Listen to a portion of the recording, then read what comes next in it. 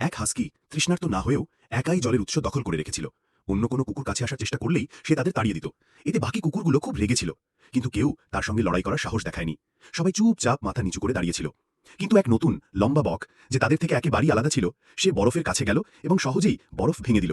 ফলে সেখান থেকেও জল বেরিয়ে এলো। এটা দেখে বাকি কুকুরগুলো তার দিকে ছুটে গেল এবং বকও আনন্দের সঙ্গে তাদের স্বাগত জানালো। কিন্তু হাস্কি নিজের ভুল বোঝার বদলে আরও রেগে গেল। তার মনে হচ্ছিল যতক্ষণ সে দলের সবার আগে দৌড়াবে ততক্ষণ তার মালিক তাকে ভালোবাসবে। কিন্তু সে জানত না যে একজন প্রকৃত নেতা হওয়ার জন্য সবচেয়ে জরুরি হল অন্যদের মন জয় করা।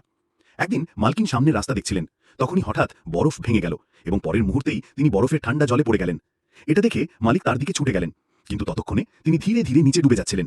ঠিক সেই মুহূর্তে বক বিদ্যুতের মতো ছুটে গেল এবং কোনো ভয় না পেয়ে জলে ঝাঁপিয়ে পড়ল। আবছা আলোতে বক মালকিনকে নিজের পিঠে তুলে নিল এবং তাকে বাঁচানোর জন্য নিজের শরীর দিয়ে বরফে আঘাত করতে লাগলো। অবশেষে সে মালকিনকে বাইরে আনতে সফল হলো, কিন্তু ততক্ষণে বক পুরোপুরি ক্লান্ত হয়ে পড়েছিল। সে আর নিজেকে ধরে রাখতে পারল না এবং বরফের জলে ডুবে গেল। তখনই মালিক ঘাবড়ে গিয়ে তাকে ডাকতে লাগলেন। সেই সময় বক সঠিক জায়গা খোঁজার চেষ্টা করছিল।